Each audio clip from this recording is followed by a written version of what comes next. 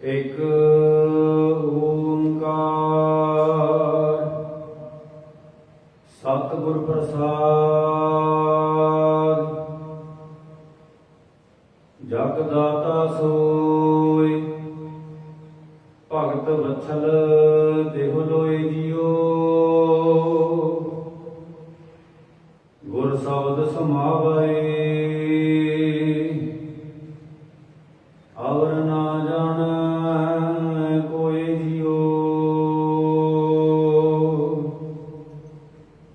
और ना जानै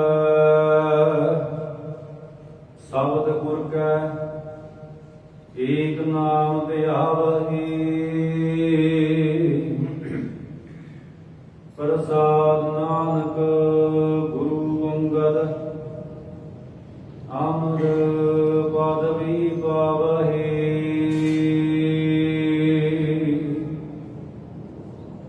आया हकारा चलन वारा हर राम नाम समाया। जग अमर अटल अतुल ठाकुर भगत ते हर पाया।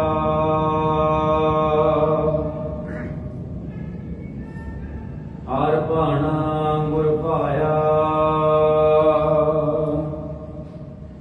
गुर जावै हर प्रभ पास जियो। सतगुर करे हर पह बेनती मेरी पैज रखो अरदास जियो। पैज रखो हर जन है गिरी हर देहु नाम निरंजनो। अंत चलदिया हुई बेली जमदूत काल निखंजनो। सतगुरु की बेनती पाई हर प्रभ सुनी अरदास जियो। हर तार कृपा सतगुर मिलाया। धन धन कहै साबास जियो। मेरे सिख सुनहो पुत भाई हो मेरा हर भाना आओ मैं पास जियो। हर भाना गुर पाया मेरा हर प्रभ करे साबास जियो। भगत सतगुर पुरख सोई जिस नार प्रभ भावना भावै। आनंद अनहद वजह बाजे हरि आप गल मिलावै। तुसी पुत भाई परिवार मेरा मन बिखहो कर निर्जास जियो। तुर लिखिया परवाना फिरै नाही गुर जाए हर प्रभ पास जियो। सतगुर भाणे अपने बहै परवार सदाया। मत मैं पिछै कोई रोसी सो मैं मूल न पाया।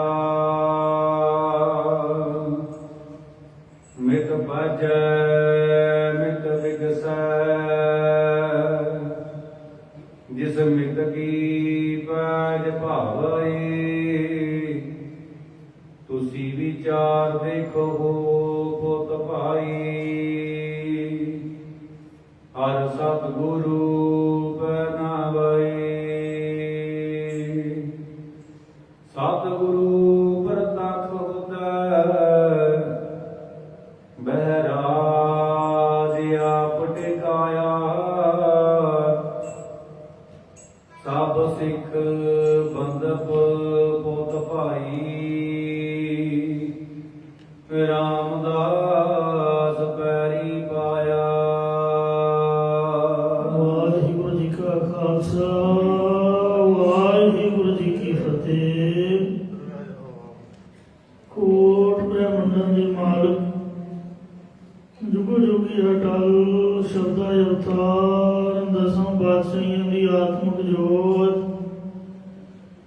ਧੰਨ ਧੰਨ ਸਤਿਗੁਰੂ ਸ੍ਰੀ ਗੁਰੂ ਗ੍ਰੰਥ ਸਾਹਿਬ ਸੱਚੇ ਪਾਤਸ਼ਾਹ ਜੀ ਮਹਾਰਾਜ ਜੀ ਦੀ ਪਵਿੱਤਰ ਪਾਵਨ ਹਜ਼ੂਰੀ ਦੇ ਵਿੱਚ ਜੁੜਮਨ ਬੈਠੇ ਗੁਰੂ ਰੂਪ ਗੁਰੂ ਖਾਲਸਾ ਸਤ ਸੰਗਤ ਜੀਓ। ਆਪਨੇ ਆਸਾ ਦੀ ਵਾਰ ਦੇ ਕੀਰਤਨ ਤੋਂ ਉਪਰੰਤ ਰਾਮਕਲੀ ਸਤ ਦਾ 4 ਪੌੜੀਆਂ ਤੱਕ ਪਾਠ ਸਰਵਣ ਕੀਤਾ ਹੈ। ਇੱਕ ਅਰਥ ਦੀ ਕੱਲ ਅੰਮ੍ਰਿਤ ਵੇਲੇ ਦੇ ਦੀਵਾਨ ਵਿੱਚ ਆਪਨੇ ਵਿਚਾਰ ਸਰਵਣ ਕੀਤੇ। ਆਓ ਪੰਜਵੀਂ ਪੌੜੀ ਤੋਂ ਦੂਸਰਾ ਅਰਥ ਸਰਵਣ ਕਰੋ। ਇੱਕ ਵਾਰ ਰਸਨਾ ਦੀ ਪਵਿੱਤਰਤਾ ਦੀ ਉਚਾਰਨ ਕਰੋ ਜੀ। ਸਤਿਨਾਮ ਸ੍ਰੀ ਵਾਹਿਗੁਰੂ ਜੀ।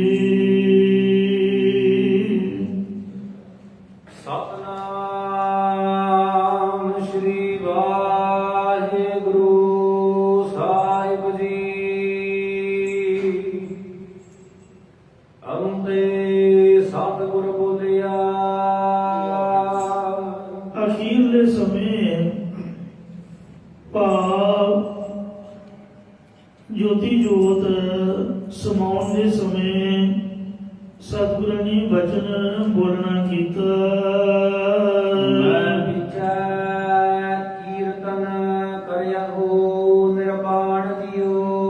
ਕਿ ਮੇਰੇ ਜਾਣ ਤੋਂ ਬਾਅਦ ਨਿਰਵਾਣ ਨਿਰੋਲ ਪ੍ਰਭੂ ਦਾ ਤੁਸਾਂ ਨੇ ਕੀਰਤਨ ਕਰਨਾ ਹੈ। ਮਤਲਬ ਮਤ ਮੈਂ ਪਿੱਛੇ ਕੋਈ ਰੋਗ ਸੀ ਸੋ ਮੈਂ ਮੂਲ ਨਾ ਪਾਇਆ। ਪਿਛਲੀ ਪੌੜੀ ਦੇ ਵਿੱਚ ਆਪ ਜੀ ਨੇ ਗੁਰਾਂ ਦੀ ਆਗਿਆ ਸੁਣੀ ਹੈ। ਸਤਿਗੁਰ ਭਾਣੇ ਆਪਣੇ ਬਹਿ ਪਰਿਵਾਰ ਸਦਾਇਆ।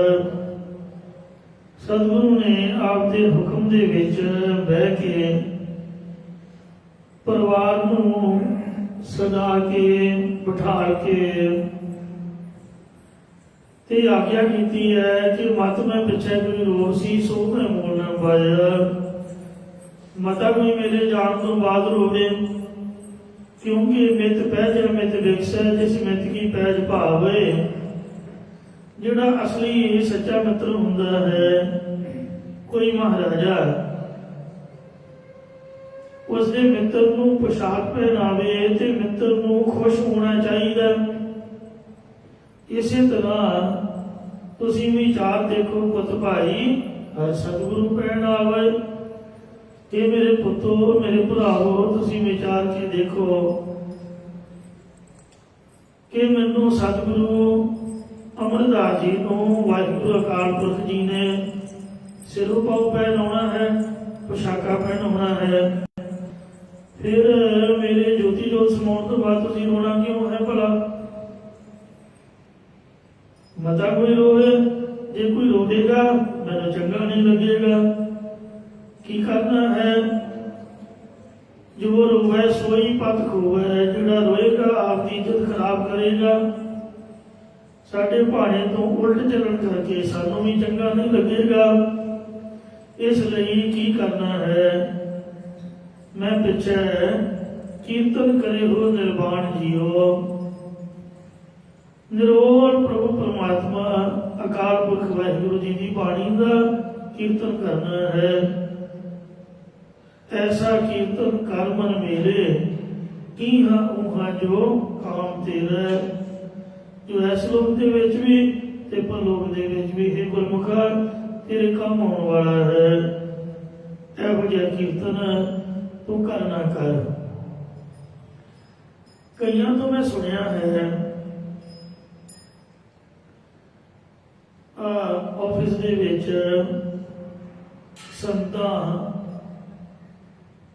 ਆ ਕੇ ਬੇਨਤੀ ਕਰਦੀਆਂ ਨੇ ਜੀ ਸਾਡੇ ਘਰ ਅਖੰਡ ਪਾਠ ਸਾਹਿਬ ਦਾ ਭੋਗ ਪੈਣਾ ਹੈ ਜਾਂ ਸੁਖਮਨੀ ਸਾਹਿਬ ਦਾ ਪਾਠ ਹੈ ਜੀ, ਪ੍ਰਬੰਧਕ ਕਹਿੰਦੇ ਕੀਰਤਨ ਕਰਾਉਣਾ, ਕੋਈ ਨਹੀਂ ਪੁੱਛਦੇ ਕਥਾ ਕਰਾਉਣੀ, ਕਹਿੰਦੇ ਜੀ ਹਾਂ ਕੀਰਤਨ ਕਰਾਉਣਾ।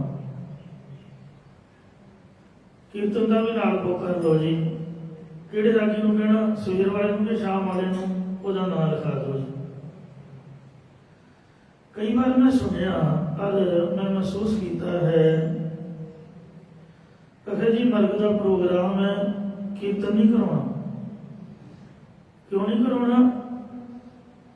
ਕਿਉਂਕਿ ਘਰ ਚੜ੍ਹਾਈ ਕਰ ਗਿਆ ਹੈ ਤੇ ਅਫਸੋਸ ਦੇ ਦਿਨ ਚੱਲ ਰਹੇ ਨੇ, ਤੇ ਤੁਸੀਂ ਚਲੋ ਕਥਾ ਹੀ ਕਰਾ ਦਿਓ। ਮਤਲਬ ਜਦੋਂ ਕੋਈ ਚੜ੍ਹਾਈ ਕਰ ਜਾਏ ਕਹਿੰਦੇ ਸਾਥ ਨਹੀਂ ਵਜਾਉਣੇ, ਕੀਰਤਨ ਨਹੀਂ ਕਰਾਉਣਾ, ਕਥਾ ਕਰਾ ਦਿਓ।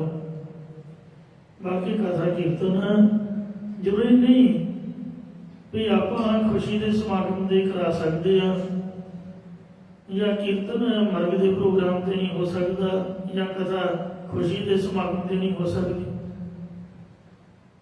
ਇਹ ਤਾਂ ਗੁਰਬਾਣੀ ਹੋਈ ਹੈ, ਭਾਵੇਂ ਕਥਾ ਹੋਵੇ ਭਾਵੇਂ ਕੀਰਤਨ ਹੋਵੇ, ਭਾਵੇਂ ਖੁਸ਼ੀ ਦਾ ਸਮਾਗਮ ਹੈ ਭਾਵੇਂ ਮਰਗ ਦਾ ਹੈ।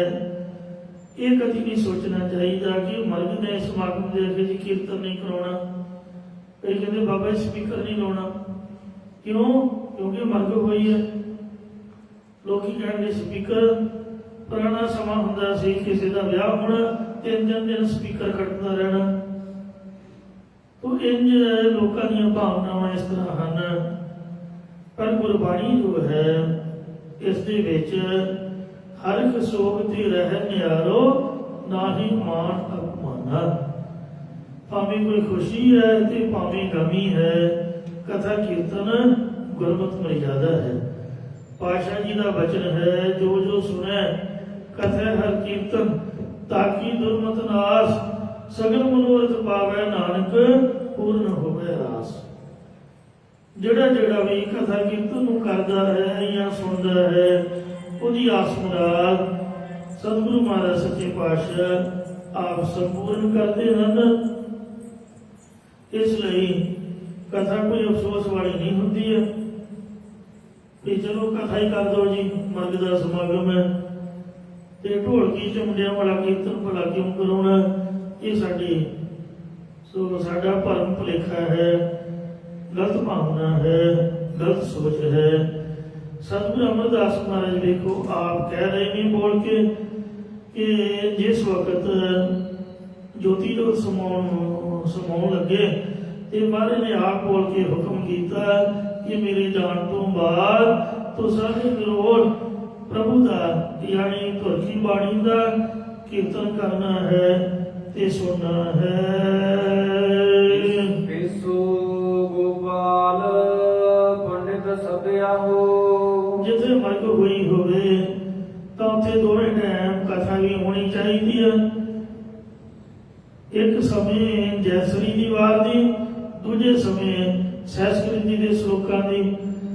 ਜੈਸਰੀ ਦੀ ਵਾਰ ਦੇ 20 ਸ਼ਲੋਕ ਨੇ, 2-2 ਸ਼ਲੋਕ ਡੇਲੀ ਹੋਣ ਤਾਂ 10 ਦਿਨਾਂ ਦੇ ਵਿੱਚ ਭੋਗ ਪੈ ਜਾਂਦਾ। ਸਹਿਸਕ੍ਰਿਤ ਜੀ ਦੇ 67 ਤੇ ਪਲੱਸ 4 ਸ਼ਲੋਕ ਗੁਰੂ ਨਾਨਕ ਸਾਹਿਬ ਦੇ, 67 ਸ੍ਰੀ ਗੁਰੂ ਅਰਜਨ ਦੇਵ ਮਹਾਰਾਜ ਸੱਚੇ ਪਾਤਸ਼ਾਹ ਜੀ ਦੇ, ਜੇ 6 7 ਸ਼ਲੋਕ ਕੀਤੇ ਜਾਣ ਡੇਲੀ ਦੇ ਤਾਂ 10ਵੇਂ ਦਿਨ ਭੋਗ ਪੈ ਜਾਂਦਾ ਹੈ। ਤੇ ਭੋਗ ਦੇ ਉਪਰੰਤ ਵੀ ਕੀਰਤਨ ਤੋਂ ਬਾਅਦ ਕਹਿੰਦੇ ਕੇਸੋ ਗੋਪਾਲ ਪੰਡਿਤ ਸਦਿਓ, ਪਰਮੇਸ਼ਰ ਦਾ ਨਾਮ ਜਪਣ ਵਾਲੇ ਜੋ ਪੰਡਿਤ ਵਿਦਵਾਨ ਸੱਜਣਾ ਨੂੰ ਸੱਦ ਲੈਣਾ। ਅਸਲੀ ਵਿਦਵਾਨ ਜੋ ਕੇਸੋ ਗੋਪਾਲ ਪਰਮੇਸ਼ਰ ਹੀ ਹੈ ਖੁਦ ਆਪ, ਜਿਹਨੇ ਚਾਰ ਵੇਦਾਂ ਨੂੰ ਰਚਨਾ ਕੀਤਾ ਉਸ ਨੂੰ ਸਦਨਾ ਭਾਵ ਉਹਦੇ ਨਾਮ ਨੂੰ ਉਚਾਰਨ ਕਰਨਾ ਹੈ। ਆਰੰਭਾਰ ਕਥਾ ਪੜ੍ਹਨਾ ਪੁਰਾਣ ਜੀਓ। ਅਤੇ ਪੁਰਾਤਨ ਅਨਾਦਿ ਜੋ ਹਰੀ ਪਰਮੇਸ਼ਰ ਹੈ ਉਸ ਦੀ ਕਥਾ ਨੂੰ ਪੜ੍ਹਨਾ ਹੈ ਜੀ। ਜਿਸ ਤਰ੍ਹਾਂ ਹੁਣ ਪਾਠੀ ਸਿੰਘ ਨਾਲ ਪੜ੍ਹ ਰਿਹਾ ਹੈ, ਇਹ ਪੜ੍ਹਨਾ ਹੀ ਤਾਂ ਹੈ। ਪੋਥੀ ਸਾਹਿਬ ਤੋਂ ਸ੍ਰੀ ਗੁਰੂ ਗ੍ਰੰਥ ਸਾਹਿਬ ਜੀ ਤੋਂ ਰਾਮਕਲੀ ਸੱਦ ਪੜ੍ਹਨਾ, ਇਉਂ ਕਥਾ ਨੂੰ ਪੜ੍ਹਨਾ ਹੈ ਜੀ। ਮਤਲਬ ਕਰਨਾ ਵੀ ਹੈ, ਸੁਣਨਾ ਵੀ ਹੈ। ਅਰਥਾਤ ਕੇਸੋ ਨਾਮ ਹੈ ਪਰਮਾਤਮਾ ਦਾ ਜਿਹੜਾ ਕੇਸਾਧਾਰੀ ਹੈ। ਵਾਹਿਗੁਰੂ ਮੋਨਾ ਨਹੀਂ ਹੈ ਮਾਫ ਕਰਨਾ, ਕੋਈ ਪਟਿਆਂ ਵਾਲਾ ਜਾਂ ਦਾੜੀ ਕੱਟੀ ਵਾਲਾ ਨਹੀਂ ਮਹਾਰਾਜ। ਜਿਸ ਤਰ੍ਹਾਂ ਦਾ ਆਪਾਂ ਰੂਪ ਬਣਾਇਆ ਹੈ, ਕੋਈ ਦੇਵੀ ਦੇਵਤਾ ਕਿਸੇ ਦੇ ਕੇਸ ਨਹੀਂ ਕੱਟੇ ਹੋਏ। ਸ਼ਿਵ ਜੀ ਮਹਾਰਾਜ ਵੀ ਜੜਾ ਜੂਟ ਹੈ ਤੇ ਵਿਸ਼ਨੂੰ ਭਗਵਾਨ ਵੀ ਕੇਸਾਧਾਰੀ ਹੈ। ਕ੍ਰਿਸ਼ਨ ਮਹਾਰਾਜ ਜੀ ਦਾ ਵੀ ਜੂੜਾ ਹੈ। ਜਿਹੜੀਆਂ ਦੇਵੀਆਂ ਨੇ ਸਭਨਾਂ ਦੇ ਸਿਰ ਉੱਪਰ ਕੇਸ ਨੇ। ਜਿਹੜਾ ਵਾਹਿਗੁਰੂ ਅਕਾਲ ਪੁਰਖ ਹੈ ਇਹ ਵੀ ਕੇਸਾਧਾਰੀ ਹੈ। ਨਿਰਹਾਰੀ ਕੇਸਵ ਨਿਰਵੈਰਾ ਕੋਟ ਜਣਾ ਜਾ ਕੇ ਪੂਜਾ ਪਹਿਲਾ। ਕਬੀਰ ਜੀ ਨੇ ਆਖਿਆ ਕਬੀਰ ਕੇਸੋ ਕੇਸੋ ਕੂਕੀ ਹੈ। ਕੇਸਾਧਾਰੀ ਪਰਮਾਤਮਾ ਨੂੰ ਕੇਸਵ ਕੇਸਵ ਕੇਸਾਂ ਵਾਲਾ ਕਹਿ ਕੇ ਉੱਚੀ ਉੱਚੀ ਕੂਕੀਏ, ਉੱਚੀ ਉੱਚੀ ਦਾ ਨਾਮ ਬੋਲੀਏ। ਨਾ ਸੋਈਏ ਆਸਾਰ, ਬੇਸੁੱਧ ਹੋ ਕੇ ਪ੍ਰਤੱਖ ਨੀਂਦ ਵਿੱਚ ਨਾ ਸੁੱਤੇ ਰਹੀਏ ਜਾਂ ਵਿਦਿਆ ਦੀ ਨੀਂਦ ਵਿੱਚ ਨਾ ਸੁੱਤੇ ਰਹੀਏ। ਰਾਤ ਦਿਵਸ ਕੇ ਕੂਕਨੇ ਕਬਹੂ ਕੇ ਸੁਨੇ ਪੁਕਾਰ। ਦਿਨ ਰਾਤ ਉੱਚੀ ਉੱਚੀ ਵਾਹਿਗੁਰੂ ਨਾਮ ਦੀਆਂ ਕੂਕਾਂ ਮਾਰਨ ਤੋਂ ਕਦੀ ਨਾ ਕਦੀ ਤਾਂ ਵਾਹਿਗੁਰੂ ਪੁਕਾਰ ਸੁਣੇਗਾ ਹੀ।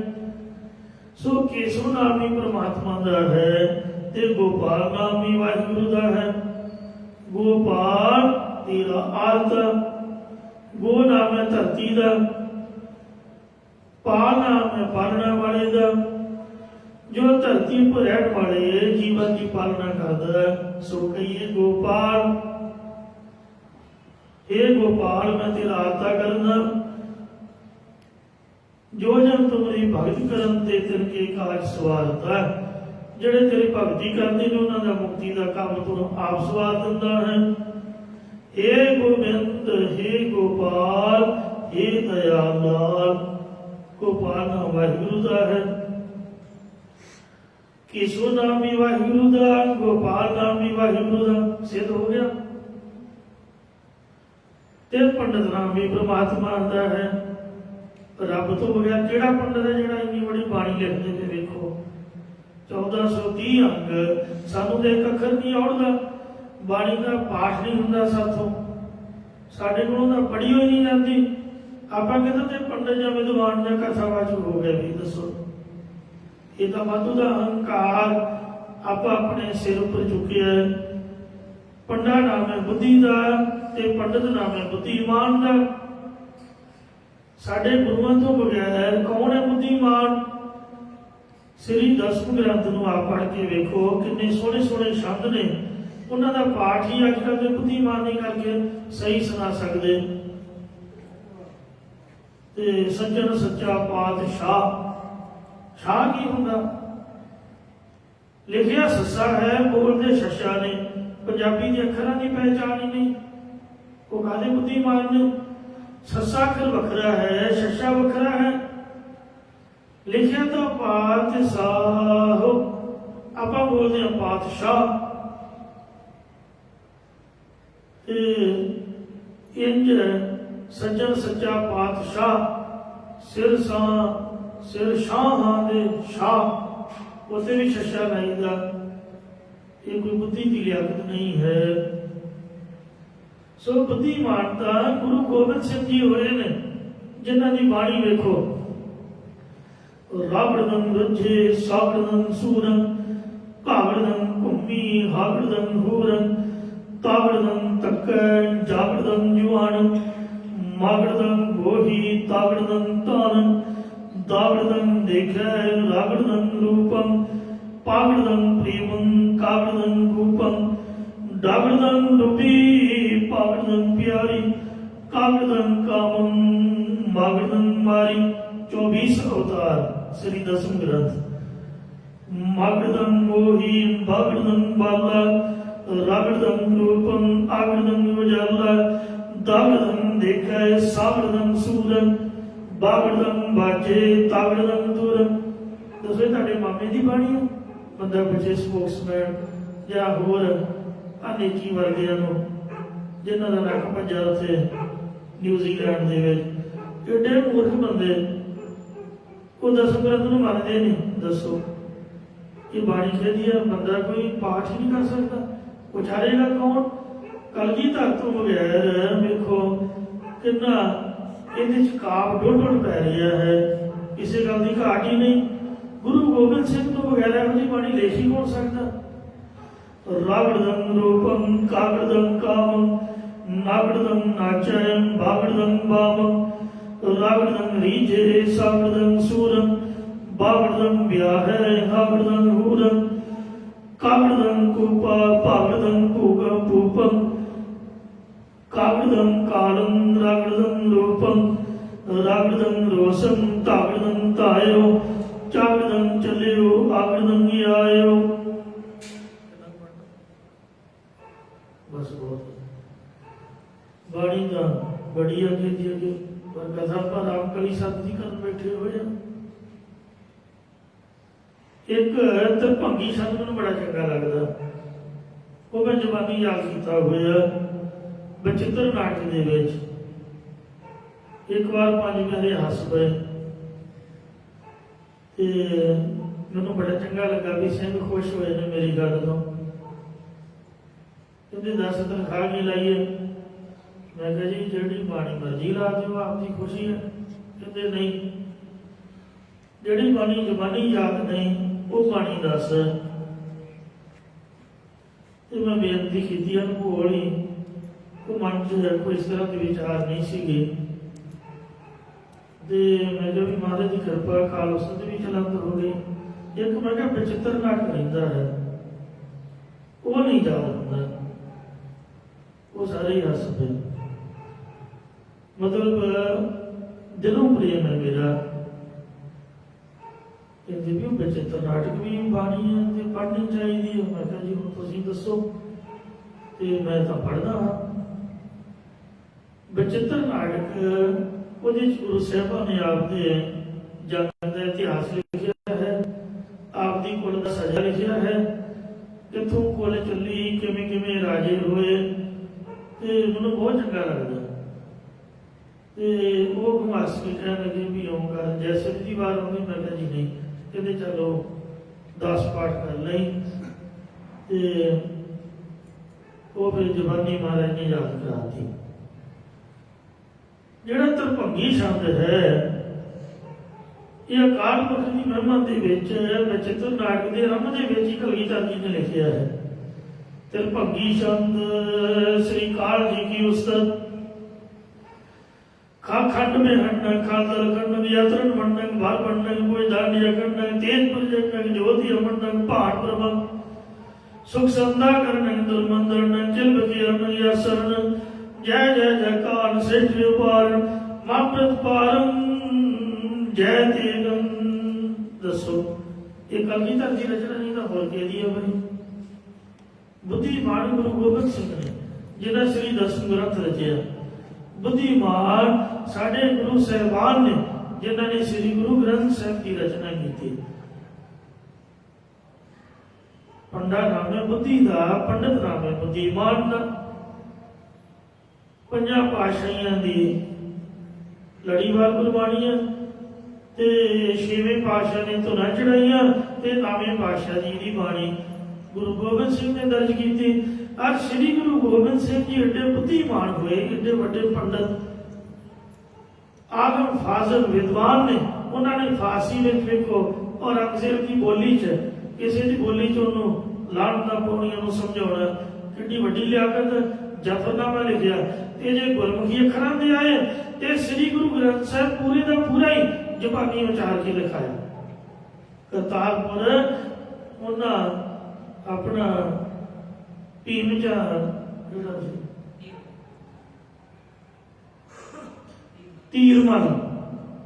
ਤੀਰਮਲ ਨੇ ਭੇਟ ਨਹੀਂ ਦਿੱਤੀ ਮਹਾਰਾਜ ਸੱਚੇ ਪਾਤਸ਼ਾਹ। ਆਖਿਆ ਜੀ ਉਹੀ ਸਰੂਪ ਨੇ ਤਾਂ ਫਿਰ ਕੰਠੋਂ ਬਾਣੀ ਕਿਉਂ ਨਹੀਂ ਉਚਾਰ ਲੈਂਦੇ।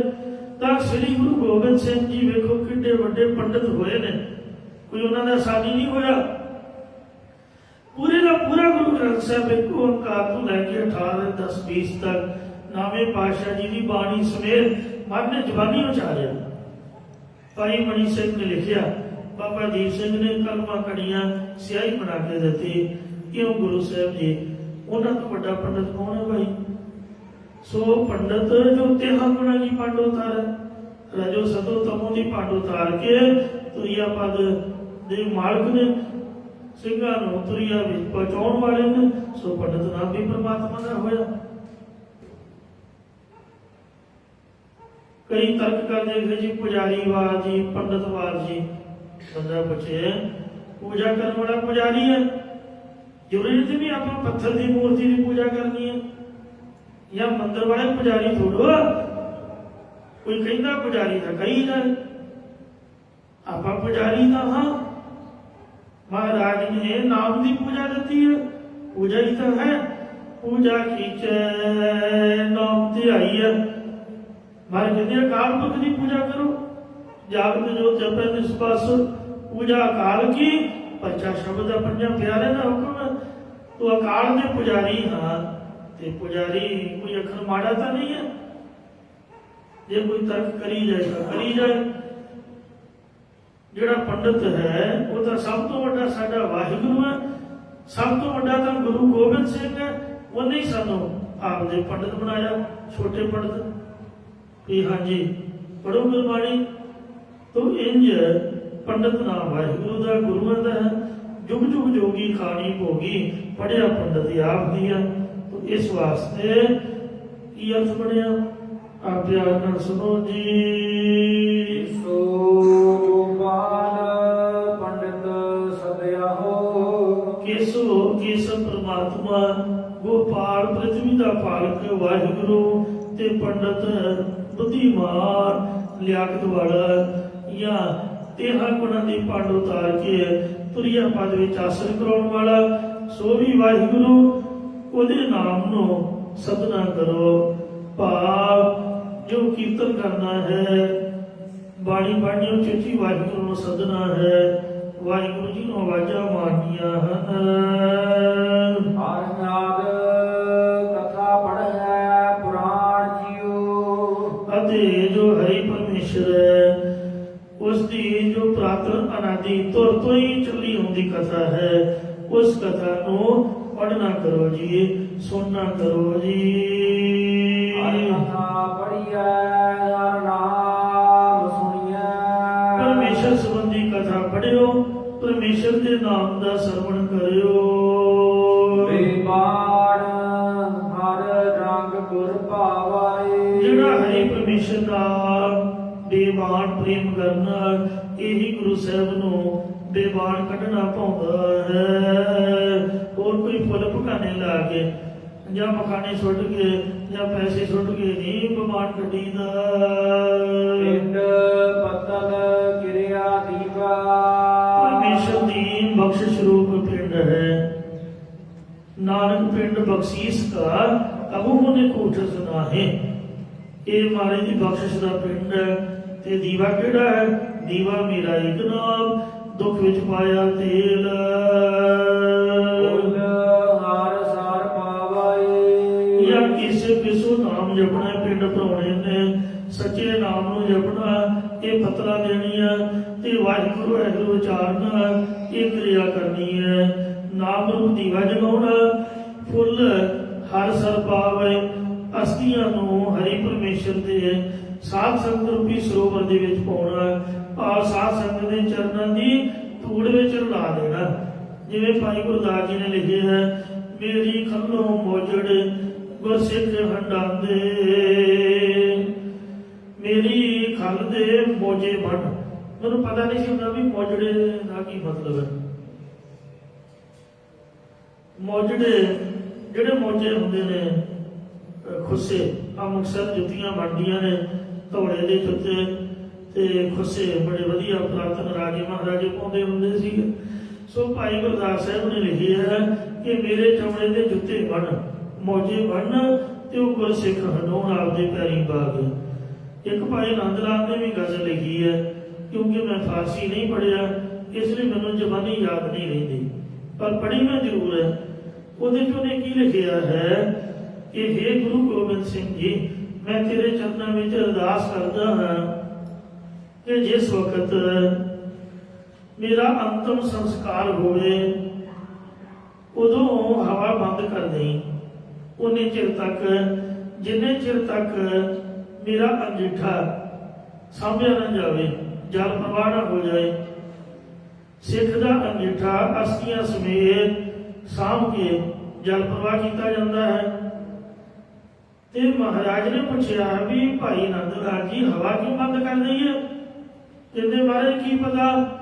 ਜਿਉਂਦੇ ਜੀ ਤਾਂ ਮੈਂ ਤੇਰੇ ਚਰਨਾਂ ਤੋਂ ਬਗੈਰ ਕਿਸੇ ਅੱਗੇ ਮੱਥਾ ਨਹੀਂ ਟੇਕਿਆ।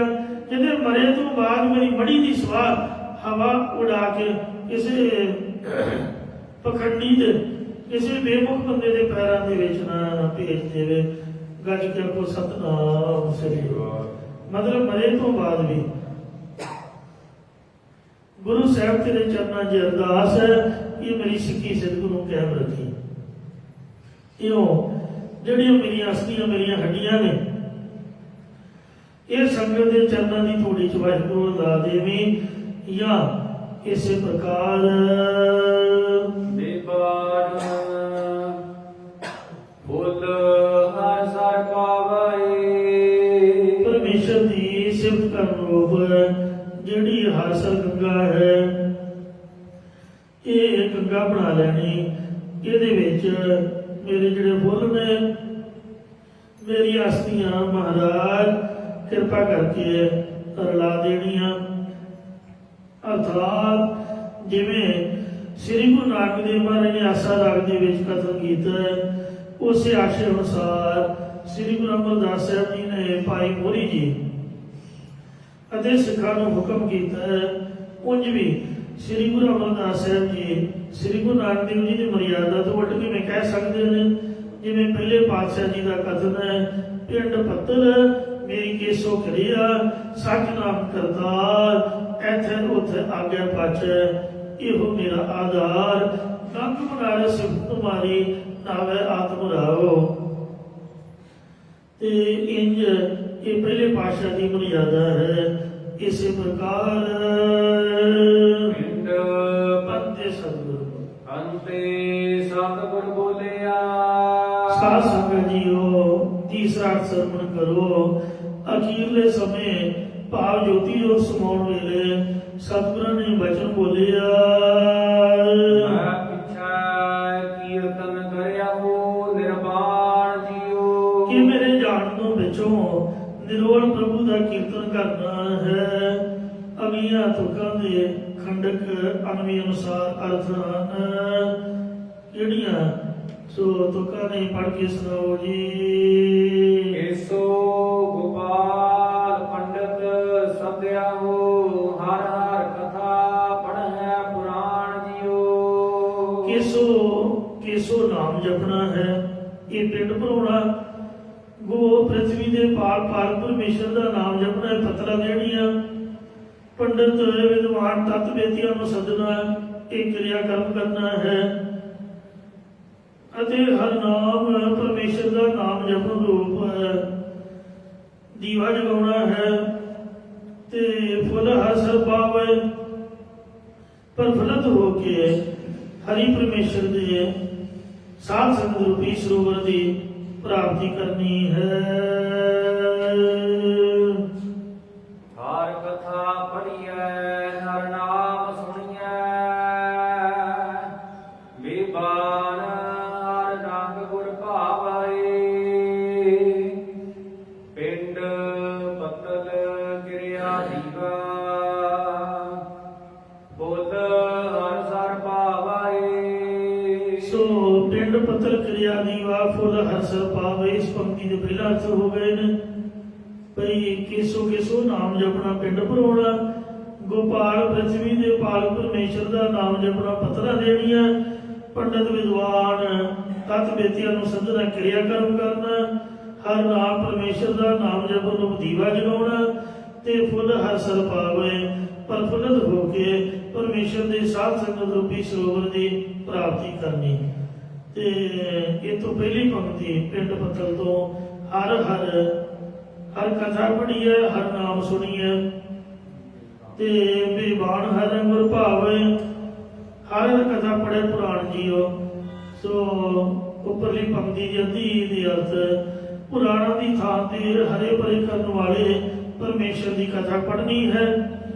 ਫਿਰ ਹਰ ਕਥਾ ਪੜ੍ਹੀ ਹੈ, ਹਰ ਨਾਮ ਸੁਣੀ ਹੈ। ਪਰਮੇਸ਼ਰ ਦੀ ਕਥਾ ਨੂੰ ਤੁਸੀਂ ਪੜ੍ਹਨਾ ਤੇ ਪਰਮੇਸ਼ਰ ਦੇ ਨਾਮ ਨੂੰ ਹੀ ਤੁਸਾਂ ਨੇ ਸੁਣਨਾ ਹੈ। ਬੇਬਾਨ ਹਰ ਰੰਗ ਭਾਵੇ ਜੋ ਪੁਰਖ ਬੇਦਵੈਤ ਵਾਲੀ ਬਾਣੀ ਤੋਂ ਬੇਰਹਿਤ ਹੈ ਅਤੇ ਹਰੀ ਪਰਮੇਸ਼ਰ ਨਾਲ ਰੰਗ ਪ੍ਰੇਮ ਕਰਦਾ ਹੈ, ਉਹੀ ਗੁਰਾਂ ਨੂੰ ਪਾਉਂਦਾ ਹੈ। ਜਾਂ ਪਰਮੇਸ਼ਰ ਨਾਲ ਪ੍ਰੇਮ ਕਰਨ ਵਾਲਾ ਬੇਬਾਨ ਹੀ ਗੁਰਾਂ ਨੂੰ ਪਾਉਂਦਾ ਹੈ। ਇਸੇ ਪ੍ਰਕਾਰ ਚੌਥਾ ਸਰਵਣ ਕਰੋ ਜੀ। ਸਤਿਗੁਰ ਬੋਲਿਆ ਅਖੀਰਲੇ ਸਮੇਂ ਭਾਵ ਜੋਤੀ ਜੋਤ ਸਮਾਉਣ ਵੇਲੇ ਸਤਿਗੁਰੂ ਤੀਜੇ ਪਾਤਸ਼ਾਹ ਸ੍ਰੀ ਗੁਰੂ ਅਮਰਦਾਸ ਸਾਹਿਬ ਜੀ ਨੇ ਇਹ ਵਚਨ ਬੋਲਿਆ ਹੈ। ਕੀਰਤਨ ਕਰਿਓ ਨਿਰਵਾਣ ਜੀਓ ਕਿ ਮੇਰੇ ਪਿੱਛੋਂ ਤੇਰਾ ਹਲ ਪਰਮੇਸ਼ਰ ਦਾ ਕੀਰਤਨ ਕਰਨਾ ਹੈ ਜੀ। ਗੋਪਾਲ ਪੰਡਿਤ ਸਦਿਆ ਹੋ ਜੋ ਕੇਸੋ ਗੋਪਾਲ ਪਰਮੇਸ਼ਰ ਅਸਲੀ ਪੰਡਿਤ ਹੈ ਉਹਨੂੰ ਸਦਨਾ ਕਰਿਓ ਅਤੇ ਹਰ ਕਥਾ ਪੜ੍ਹੈ ਪੁਰਾਣ ਜੀਓ। ਜੋ ਪ੍ਰਾਰਥਨਾ ਹਰੀ ਪਰਮੇਸ਼ਰ ਦਾ ਨਾਮ ਹੈ ਇਹੀ ਕਥਾ ਦਾ ਪੜ੍ਹਨਾ ਤੇ ਸੁਣਨਾ ਕਰਿਓ।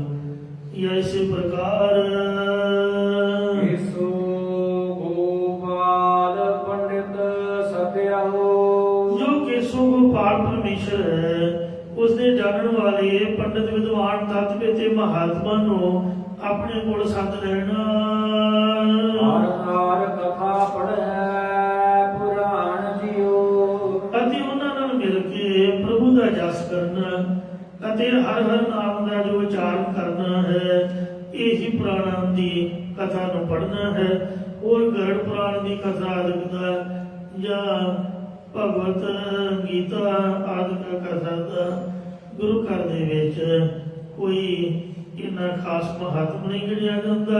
ਆਪਾਂ ਨੇ ਬਾਣੀ ਵੀ ਪੜ੍ਹਨੀ, ਬਾਣੀ ਸੁਣਨੀ, ਬਾਣੀ ਦੀ ਕਥਾ ਹੀ ਕਰਨੀ ਸੁਣਨੀ ਹੈ। ਕਿਉਂਕਿ ਹਰ ਮੇਰੀ ਪ੍ਰੀਤ ਰੀਤ ਹੈ ਹਰ ਮੇਰੀ।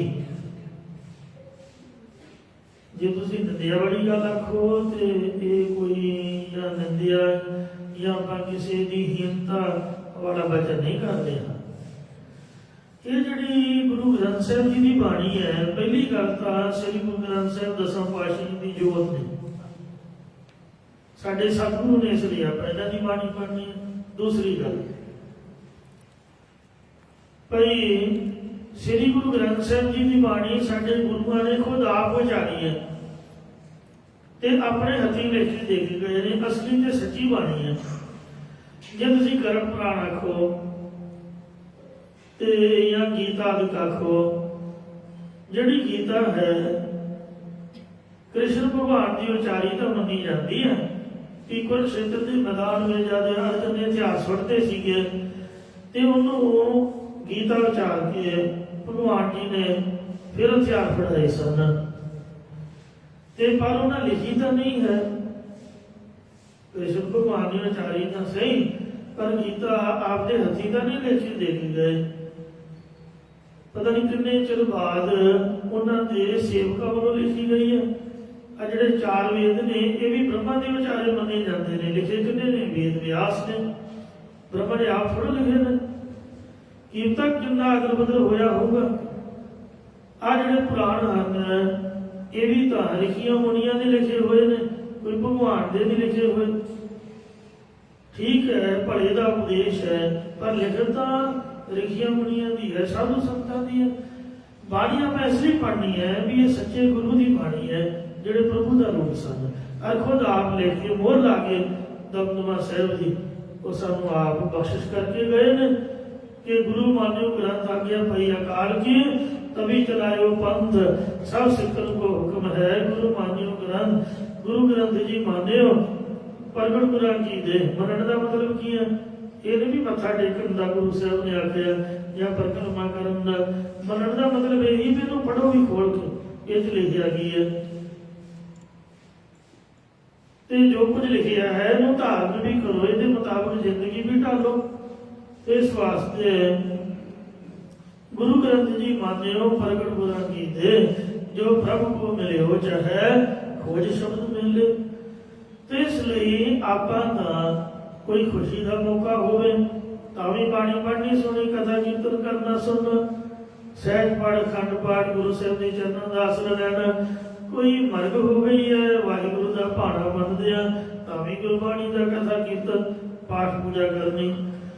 ਤੋ ਤੀਜੇ ਪਾਤਸ਼ਾਹ ਖੁਦ ਆਪ ਗੁਜਰੀ ਰਾਗ ਦੇ ਵਿੱਚ ਹੀ ਲਿਖਦੇ ਨੇ ਹਰ ਮੇਰੀ ਪ੍ਰੀਤ ਰੀਤ ਹੈ ਹਰ ਮੇਰੀ ਕਥਾ ਕਹਾਣੀ ਜੀ। ਅਸੀਂ ਹੋਰ ਕੋਈ ਚੁਟਕਲੇ ਕਹਾਣੀਆਂ ਜਾਂ ਮਨ ਘੜਤ ਕਥਾ ਕਹਾਣੀਆਂ ਨਹੀਂ ਸੁਣਦੇ ਸੁਣਾਉਂਦੇ ਹਾਂ। ਕਦੇ ਜੀ ਸ਼ਿਵ ਜੀ ਨੇ ਸੁਣਾਈ ਤੇ ਇੱਥੋਂ ਉਹਦੇ ਨੇ ਸੁਣ ਲਈ, ਉੱਥੋਂ ਦੇ ਮਗਰ ਤ੍ਰਿਸ਼ੂਲ ਲੈ ਕੇ ਪੈ ਗਿਆ ਜੀ, ਉੱਥੋਂ ਦਾ ਵਿਆਸ ਦੀ ਘਰ ਵਾਲੀ ਬਾਸੀ ਲੈ ਉਹਦੇ ਢੇੜੇ ਚਲਾ ਗਿਆ ਜੀ। ਉਹ 12 ਸਾਲ ਉੱਥੇ ਬੈਠਾ ਰਿਹਾ ਜੀ। ਉਹ ਬਾਅਦ 'ਚ ਬੜੇ ਜੱਬਾਂ ਨਾਲ ਬਾਹਰ ਨਿਕਲਿਆ ਜੀ। ਉਹ ਇਸ ਤਰ੍ਹਾਂ ਸੁਖਦੇਵ ਮੁਨੀ ਹੋਇਆ ਜੀ। ਫਿਰ ਉਹਨੇ ਮਹਾਰਾਜ ਦੇ ਜਨਮ ਕੋਲੋਂ ਉਪਦੇਸ਼ ਲਿਆ ਜੀ। ਇਸ ਤਰ੍ਹਾਂ ਦੀਆਂ ਗੱਲਾਂ ਬਾਤਾਂ ਨਹੀਂ, ਇਹਦਾ ਇਤਿਹਾਸਿਕ ਸਟੋਰੀਆਂ ਨੇ। ਅਸਲੀ ਸੱਚੀ ਬਾਣੀ ਦੀ ਕਥਾ ਕਹਾਣੀ ਹੈ।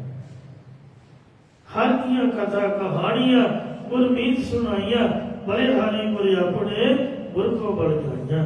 ਸੋ ਹਰ ਮੇਰੀ ਕਥਾ ਕਹਾਣੀ ਜੀ, ਗੁਰਬਾਣੀ ਹੀ ਮੇਰੀ ਕਥਾ ਹੈ और गुरबाणी ही मेरी कहानी है जी।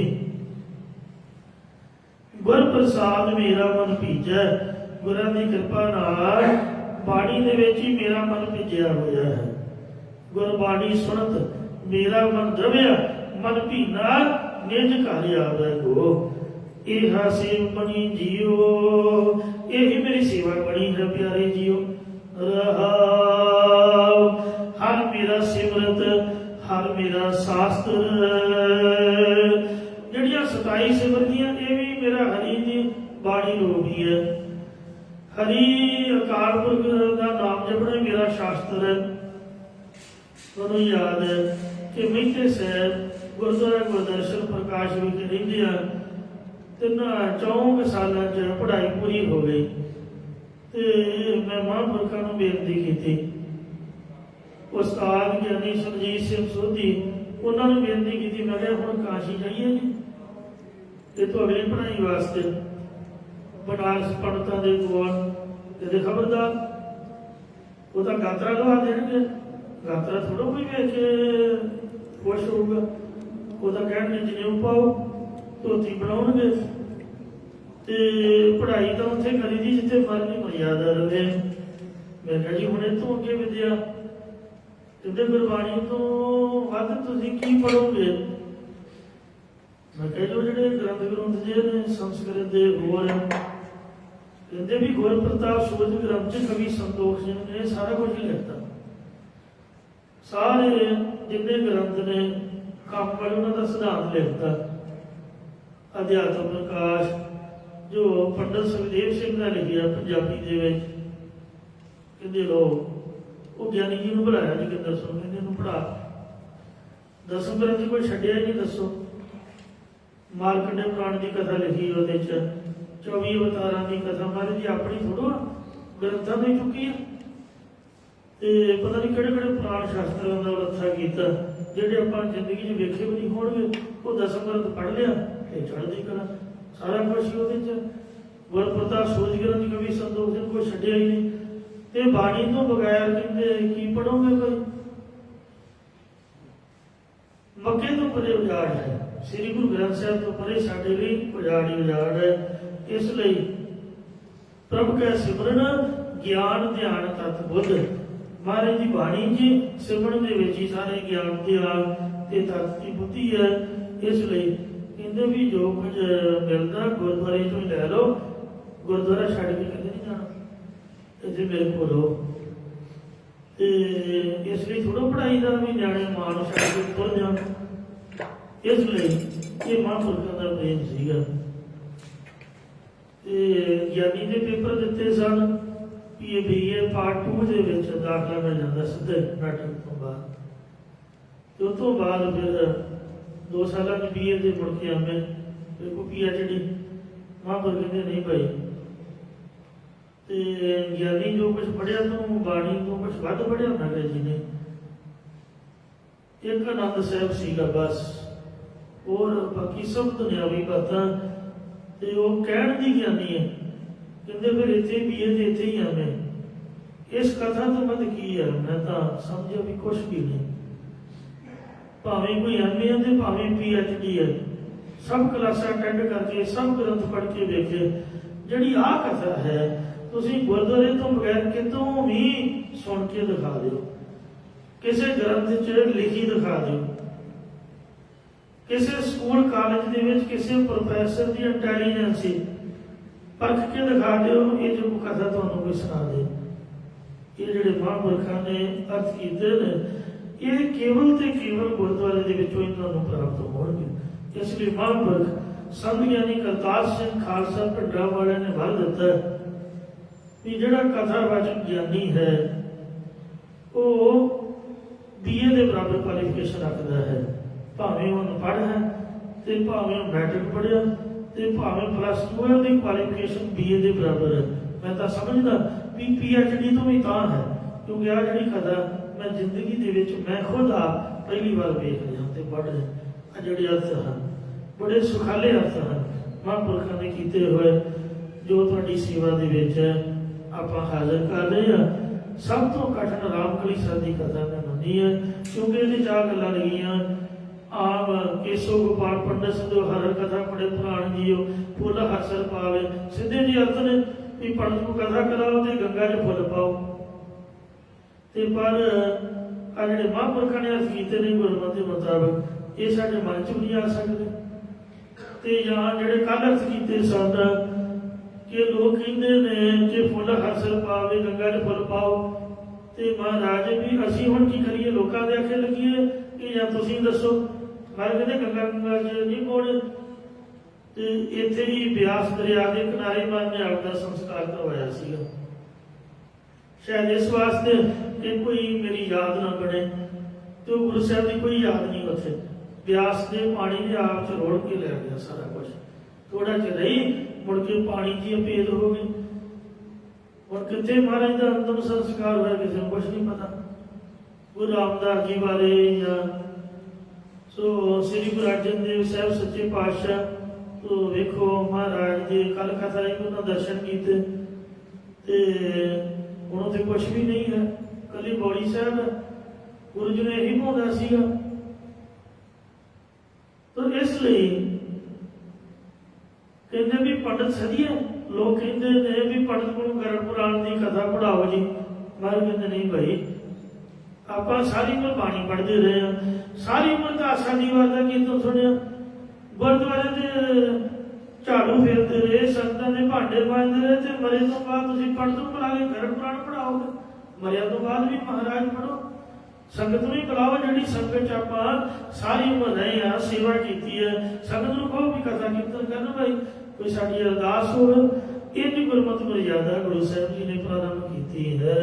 ਸਾਨੂੰ ਪੰਡਤਾਂ ਤੋਂ ਮੰਦਰਾਂ ਤੋਂ ਖੜਾ ਛੁਡਾ ਕੇ ਰੱਬ ਵਾਲੇ ਪਾਸੇ ਜੋੜਿਆ ਹੈ। ਭਾਵੇਂ ਸੰਗਰਾਂਦ ਲਾ ਲਓ, ਭਾਵੇਂ ਮੱਸਿਆ ਲਾ ਲਓ, ਤੇ ਭਾਵੇਂ ਕੋਈ ਵੀ ਦਿਨ ਦਿਹਾੜਾ ਲਾ ਲਓ, ਲਾਵਾਂ ਦਾ ਪਾਠ ਲਾ ਲਓ ਜਾਂ ਮਰਗ ਦੀ ਅਰਦਾਸ ਅੰਤਮ ਕਿਰਿਆ ਲਾ ਲਓ। ਸਭ ਕੁਛ ਗੁਰਮਤਿ ਦੇ ਮੁਤਾਬਕ 5 ਪਿਆਰੇ ਅੰਮ੍ਰਿਤ ਛਕਾਉਂਦੇ ਨੇ, 5 ਸੰਸਕਾਰ ਦ੍ਰਿੜ ਕਰਾਉਂਦੇ ਹਨ। ਤਾਂ ਇਸ ਵਾਸਤੇ ਪਾਤਸ਼ਾਹ ਜੀ ਫਰਮਾਉਂਦੇ ਨੇ ਪਤਲ ਕਿਰਿਆ ਦੀਵਾ, ਹਰੀ ਸੰਬੰਧੀ ਹੀ ਕਥਾ ਨੂੰ ਕਹਿੰਦੇ ਪੜ੍ਹਨਾ ਹੈ।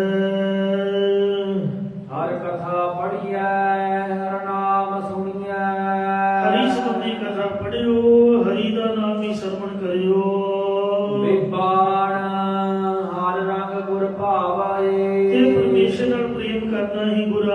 ਬਾਣ ਕੱਢਣਾ ਪਾਉਂਦਾ ਹੈ। ਪਿੰਡ ਪਤਲ ਕਿਰਿਆ ਦੀਵਾ ਜਿਹੜਾ ਪਿੰਡ ਸਰੀਰ ਦੇ ਅੰਦਰ ਕਾਮ ਕ੍ਰੋਧ ਲੋਭ ਹੰਕਾਰ ਸਥੂਲ ਹੋਏ ਪਏ ਨੇ, ਇਹਨਾਂ ਨੂੰ ਸੂਖਮ ਕਰਨਾ ਹੀ ਪਿੰਡ ਭਰਾਉਣੇ ਹਨ। ਇਹੀ ਪਤਲਾਂ ਦੇਣੀਆਂ ਨੇ, ਇਹੀ ਕਿਰਿਆ ਕਰਨੀ ਹੈ। ਤੇ ਗਿਆਨ ਦੀ ਪ੍ਰਾਪਤੀ ਕਰਨ ਨੂੰ ਵੀ ਦੀਵਾ ਜਗਾਉਣਾ ਹੈ, ਜਾਂ ਗਿਆਨ ਰੂਪ ਦੀਵੇ ਦੀ ਪ੍ਰਾਪਤੀ ਕਰਨ ਰੂਪ ਕਿਰਿਆ ਕਰਨੀ ਔਰ ਪ੍ਰਫੁੱਲਤ ਹੋ ਕੇ ਹਰੀ ਦੇ ਸਤਸੰਗ ਰੂਪ ਸਰੋਵਰ ਤੋਂ ਪ੍ਰਾਪਤੀ ਕਰਨੀ ਹੈ। ਬੋਲ ਹਰ ਸਾਰ ਪਾਵੈ ਪਰਮੇਸ਼ਰ ਦੇ ਸਰੂਪ ਰੂਪੀ ਸਰੋਵਰ ਦੀ ਪ੍ਰਾਪਤੀ ਕਰਨ ਵਾਸਤੇ ਗੁਣ ਗਾਉਂਦਿਆਂ ਕੰਠ ਦਾ ਫੁੱਲ ਜਾਣਾ, ਯਾਨੀ ਗਲਾ ਜਿਹੜਾ ਹੈ ਉਹ ਅਸਤ ਵਿਅਸਤ ਆਵਾਜ਼ ਜਿਹੜੀ ਹੈ ਉਹ ਭਾਰੀ ਹੋ ਜਾਣੀ। ਇਉਂ ਪ੍ਰੇਮ ਦੇ ਵਿੱਚ ਕੰਠ ਦਾ ਰੁਕ ਜਾਣਾ, ਇਹੀ ਫੁੱਲ ਜਾਣਾ। ਇਹੀ ਹਸਤੀਆਂ ਨੇ ਜੋ ਮਹਾਰਾਜ ਦਾ ਪ੍ਰੇਮ ਨਾਲ ਨਾਮ ਉਚਾਰਨਾ ਹੈ। ਇਸੇ ਪ੍ਰਕਾਰ ਪਿੰਡ ਪਤਲ ਕਿਰਿਆ ਦੀਵਾ ਜਿਨ੍ਹਾਂ ਦੇ ਪਿੰਡ ਸਰੀਰ ਦਾ ਅਭਿਮਾਨ ਪਤਲਾ ਪੈ ਗਿਆ, ਪਾਪ ਅਭਿਮਾਨ ਮਿਟ ਗਿਆ ਤੇ ਗਿਆਨ ਰੂਪ ਦੀਵੇ ਦੀ ਪ੍ਰਾਪਤੀ ਵਾਸਤੇ ਕਿਰਿਆ ਸਾਧਨ ਕੀਤੇ ਹਨ। ਬੋਲ ਹਰ ਸਾਰ ਪਾਵੈ ਉਹਨਾਂ ਦੇ ਫੁੱਲ ਪ੍ਰਫੁੱਲਤ ਹੋ ਕੇ ਹਰੀ ਪਰਮੇਸ਼ਰ ਨੂੰ ਪਾ ਲਿਆ ਹੈ, ਔਰ ਉਹ ਪਰਮੇਸ਼ਰ ਨੂੰ ਪਾ ਕੇ ਉਹਦੇ ਹੀ ਸਦਰਸ਼ ਹੋ ਗਏ ਹਨ। ਹਰ ਭਾਇਆ ਸਤਿਗੁਰ ਬੋਲਿਆ ਭਾਵ ਇੱਕੋ ਰੂਪੀ ਹੋ ਜਾਂਦੇ ਨੇ। ਜੋ ਹਰੀ ਪਰਮੇਸ਼ਰ ਨੂੰ ਪਾਉਂਦਾ ਹੈ, ਸਤਿਗੁਰੂ ਜੀ ਕਹਿਣ ਲੱਗੇ ਉਹੀ ਬਚਨਾਂ ਨੂੰ ਅਸਾਂ ਨੇ ਬੋਲਣਾ ਕੀਤਾ। ਤੁਸੀਂ ਮਤਾ ਸਮਝੋ ਵੀ ਅਸੀਂ ਆਪਦੀ ਮਰਜ਼ੀ ਨਾਲ ਬੋਲ ਰਹੇ ਹਾਂ। ਹਉ ਆਪੋਂ ਬੋਲਣਾ ਜਾਣਦਾ, ਮੈਂ ਕਹਿਆ ਸਭ ਹੁਕਮ ਆਓ ਜੀਓ। ਜੋ ਸਾਡੇ ਵੱਡੇ ਗੁਰੂਆਂ ਨੇ ਬੋਲੇ ਨੇ, ਉਹਨਾਂ ਦੀ ਪੰਕਤੀ ਤੁਹਾਨੂੰ ਪਹਿਲਾਂ ਵੀ ਪੜ੍ਹ ਕੇ ਸੁਣਾਈ ਹੈ ਤੇ ਹੁਣ ਫਿਰ ਤੁਹਾਨੂੰ ਇੱਕ ਵਾਰ ਪੜ੍ਹ ਕੇ ਸੁਣਾ ਦਿੰਦੇ ਹਾਂ। ਗੁਰੂ ਨਾਨਕ ਸਾਹਿਬ ਦਾ ਬਚਨ ਹੈ, ਪਿੰਡ ਪੱਤਲ ਮੇਰੀ ਕੇਸੋ ਕਿਰਿਆ ਸੱਚ ਨਾਮ ਕਰਤਾਰ ਇੱਥੇ ਉੱਥੇ ਆਗੇ ਪਾਛੈ ਇਹੋ ਮੇਰਾ ਆਧਾਰ। ਇਹ ਪੰਕਤੀਆਂ ਗੰਗ ਬਨਾਰਸ ਸਿਵ ਤੁਮਾਰੀ ਨਾਵੇ ਆਤਮ ਰਾਓ, ਇਹ ਕੱਲ ਵੀ ਪੜ੍ਹੀਆਂ ਸੀ ਤੇ ਦੂਜੀ ਵਾਰ ਅੱਜ ਵੀ ਪੜ੍ਹ ਦਿੱਤੀਆਂ ਨੇ। ਮਤਲਬ ਜੋ ਕੁਝ ਅਸੀਂ ਬੋਲਿਆ ਹੈ ਇਹ ਸ੍ਰੀ ਗੁਰੂ ਨਾਨਕ ਦੇਵ ਮਹਾਰਾਜ ਜੀ ਦੇ ਬਚਨਾਂ ਨੂੰ ਹੀ ਅੱਗੇ ਬੋਲ ਰਹੇ ਹਾਂ। ਆਪਣੇ ਕੋਲੋਂ ਸਾਨੂੰ ਕੁਛ ਬੋਲ ਨਹੀਂ ਆਉਂਦਾ। ਤੋ ਜੋ ਬੋਲਾਵੇ ਤੂੰ ਬੋਲੇ ਸੁਆਮੀ ਕੁਦਰਤ ਕਮਨ ਹਮਾਰੀ ਸਾਧ ਸੰਤ ਨਾਨਕ ਜਸ ਗਾਇਓ ਜੋ ਪ੍ਰਭ ਕੀ ਅਤ ਪਿਆਰੀ। ਹਰ ਭਾਇਆ ਸਤਿਗੁਰ ਬੋਲਿਆ ਜੋ ਪਰਮੇਸ਼ਰ ਨੂੰ ਭਾਉਂਦਾ ਹੈ, ਵਾਹਿਗੁਰੂ ਜੀ ਸਾਨੂੰ ਬੁਲਾ ਰਹੇ ਨੇ। ਸਤਿਗੁਰੂ ਜੀ ਕਹਿਣ ਲੱਗੇ ਉਹੀ ਬਚਨਾਂ ਨੂੰ ਅਸੀਂ ਬੋਲਣਾ ਕੀਤਾ ਹੈ। ਹਰ ਮਿਲਿਆ ਪੁਰਖ ਸੁਜਾਨ ਜੀਓ ਇਉਂ ਕਹਿ ਕੇ ਸ੍ਰੀ ਗੁਰੂ ਅਮਰਦਾਸ ਜੀ ਸੁਜਾਨ ਅੰਤਰਜਾਮੀ ਵਾਹਿਗੁਰੂ ਅਕਾਲ ਪੁਰਖ ਦੇ ਵਿੱਚ ਮਿਲ ਗਏ, ਲੀਨ ਹੋ ਗਏ। ਜਿਉਂ ਜਲ ਮੈਂ ਜਲਾਏ ਖਟਾਨਾ ਤਿਉਂ ਜੋਤੀ ਸਮਝੋਤ ਸਮਾਨਾ ਮਿਟ ਗਏ ਗਵਨ ਪਾਏ ਵਿਸਰਾਮ ਨਾਨਕ ਪ੍ਰਭ ਕੇ ਸਤਿਗੁਰਬਾਨ। ਸੂਰਜ ਕਿਰਨ ਮਿਲੇ ਜਲ ਕਾ ਜਲ ਹੁਆ ਰਾਮ ज्योति ज्योत रली संपूर्ण थिया राम। पवन में पवन समाया ज्योति में ज्योत रल जाया माटी माटी होई एक रूण हारे की कवन टे कौन हुआ रे कौन हुआ ब्रह्म ज्ञानी में करो विचारा ये तो चलत भया रहा अगली के खबर न पाई रोवण हार में उड़ सदाई। एंड सो मतलब अगे दी अगे ये शब्द चलता जा रहा है। रामदास सोटी तिलक दिया श्री गुरु अमरदास महाराज ने आपदे हुंदियां सोढ़ वंश दे सूरज श्री गुरु रामदास साहब जी ਨੂੰ ਗੁਰਤਾ ਗਦੀ ਦਾ ਤਿਲਕ ਬਖਸ਼ ਦਿੱਤਾ। ਸ਼ਬਦ ਸੱਚ ਨਿਸ਼ਾਨ ਜੀਓ ਅੱਜ ਜੋ ਗੁਰੂ ਸਾਹਿਬ ਜੀ ਦਾ ਉਪਦੇਸ਼ ਸੀ ਉਹ ਸੱਚਾ ਉਪਦੇਸ਼ ਗੁਰੂ ਰਾਮਦਾਸ ਮਹਾਰਾਜ ਦੇ ਹਿਰਦੇ ਅੰਦਰ ਪ੍ਰਗਟ ਹੋਇਆ ਹੈ। ਜੋ ਸੱਚ ਦੀ ਪ੍ਰਾਪਤੀ ਵਾਲਾ ਉਪਦੇਸ਼ ਸ੍ਰੀ ਗੁਰੂ ਅੰਗਦ ਦੇਵ ਜੀ ਦੇ ਪਾਸੋਂ ਸ੍ਰੀ ਗੁਰੂ ਅਮਰਦਾਸ ਸਾਹਿਬ ਜੀ ਨੂੰ ਮਿਲਿਆ ਸੀ, ਉਹੀ ਉਪਦੇਸ਼ ਸ੍ਰੀ ਗੁਰੂ ਰਾਮਦਾਸ ਸਾਹਿਬ ਜੀ ਦੇ ਹਿਰਦੇ ਵਿੱਚ ਪ੍ਰਗਟ ਕਰ ਦਿੱਤਾ। ਇਸੇ ਪ੍ਰਕਾਰ ਗੁਰ ਸ਼ਬਦ ਸੱਚ ਨਿਸਾੜ ਜੀਓ। ਨਿਸਾੜ ਪ੍ਰਗਟ ਸੱਚੇ ਬ੍ਰਹਮ ਦਾ ਸਰੂਪ ਸ੍ਰੀ ਗੁਰੂ ਅਮਰਦਾਸ ਜੀ ਨੇ ਸੋਢ ਵੰਸ਼ ਦੇ ਸੂਰਜ ਸ੍ਰੀ ਗੁਰੂ ਰਾਮਦਾਸ ਜੀ ਨੂੰ ਅੰਮ੍ਰਿਤਾ ਗਦੀ ਦਾ ਤਿਲਕ ਬਖਸ਼ ਦਿੱਤਾ। ਸਤਿਗੁਰ ਪੁਰਖ ਦੇ ਬੋਲਿਆ। ਜਿਸ ਵੇਲੇ ਪੂਰਨ ਸਤਿਗੁਰੂ ਅਮਰਦਾਸ ਜੀ ਨੇ ਬਚਨ ਬੋਲਣਾ ਕੀਤਾ। ਗੁਰ ਸਿੱਖਾ ਮਨ ਲਈ ਰਜਾਏ ਜੀਓ। ਕਿਹੜਾ ਬਚਨ ਬੋਲਿਆ ਕਿ ਸ੍ਰੀ ਗੁਰੂ ਰਾਮਦਾਸ ਜੀ ਦੇ ਚਰਨੀ ਪੈ ਜਾਓ ਓਏ ਤੇ ਜਾਓ। ਪਿਆਰੀ ਸਾਧ ਸੰਗਤ ਜੀ ਆਓ ਤੁਹਾਨੂੰ ਮੈਂ ਗੁਰੂ ਰਾਮਦਾਸ ਦੇ ਚਰਨੀ ਪਾਵਾਂ। ਬਾਬੇ ਮੋਹਨ ਨੂੰ ਬੜਾ ਜ਼ੋਰ ਲਾਇਆ ਮਹਾਰਾਜ ਨੇ ਕਿ ਮੇਰੀ ਗੱਲ ਮੰਨ ਜਾ। ਹੱਥ ਜੋੜ ਕੇ ਬੇਨਤੀ ਹੈ ਪਰ ਉਹ ਨਹੀਂ ਮੰਨਿਆ ਤੇ ਇਹੋ ਮਹਾਰਾਜ ਨੇ ਫੜ ਫੜ ਕੇ ਗੁਰੂ ਰਾਮਦਾਸ ਦੇ ਪੈਰੀਂ ਪਾਏ। ਆਓ ਬਈ ਮੈਂ ਪਹਿਲਾਂ ਮੱਥਾ ਟੇਕਦਾ। ਆਖਿਆ ਬਾਬਾ ਬੁੱਢਾ ਜੀ ਤੂੰ ਵੀ ਟੇਕ। ਆਓ ਇੱਧਰ ਬਾਬਾ ਮੋਹਨ ਤੇ ਮੋਰੀ ਤੁਸੀਂ ਵੀ ਆਓ। ਆਓ ਮੱਥਾ ਟੇਕੋ। ਆਓ ਸਾਧ ਸੰਗਤ ਜੀ ਲੈਣ ਲਾ ਲਓ ਵਾਰੀ ਵਾਰੀ। ਲਓ ਪੈਸੇ ਕੱਢੋ ਆਪਦੇ ਜੇਬਾਂ ਚੋਂ। ਰੁਪਈਆ 2 ਰੁਪਈਏ ਤੇਲੀ ਪੌੜੀ ਪੈਸਾ ਟੱਕਾ ਜੋ ਵੀ ਹੈ ਸਾਰੀ ਲక్ష్ਮੀ ਗੁਰੂ ਰਾਮਦਾਸ ਦੇ ਚਰਨੀ ਪਾਈ। ਤਿੰਨਾਂ ਲੋਕਾਂ ਦੀ ਪਾਈ। ਲਓ ਬੇਟਾ ਰੱਖੋ ਕੱਪੜਾ ਜਿਹੜਾ ਜੋ ਵੀ ਤੁਸੀਂ ਲਿਆਏ ਹੋ। ਜਿਸ ਤਰ੍ਹਾਂ ਸਾਨੂੰ ਮੱਥਾ ਟੇਕਦੇ ਹੋ ਇਹ ਸਾਡਾ ਚੌਥਾ ਰੂਪ ਨੇ। ਇਹ ਆਪ ਮਹਾਰਾਜ ਨੇ ਲਾਗੇ ਖਲੋ ਕੇ ਸਾਰਿਆਂ ਨੂੰ ਗੁਰੂ ਰਾਮਦਾਸ ਦੇ ਚਰਨੀ ਪਾਇਆ। ਮੋਰੀ ਪੁੱਤ ਸਰਮ ਹੋਇਆ। ਤਾਂ ਗੁਰੂ ਸਾਹਿਬ ਦੀ ਆਗਿਆ ਮੰਨ ਕੇ ਸਾਰੇ ਗੁਰਸਿੱਖਾਂ ਨੇ ਸਤਿਗੁਰੂ ਰਾਮਦਾਸ ਦੇ ਪੈਰ ਫੜ ਲਏ। ਸਾਰਿਆਂ ਨੇ ਮੱਥਾ ਟੇਕਿਆ। ਬਾਬੇ ਬੁੱਢੇ ਸਮੇਤ ਸਭਨਾਂ ਨੇ। ਬਾਬੇ ਬੁੱਢੇ ਤੋਂ ਵੱਡਾ ਤਾਂ ਸੀਨੀਅਰ ਗੁਰੂ ਘਰ 'ਚ ਕੋਈ ਨਹੀਂ ਹੋਇਆ।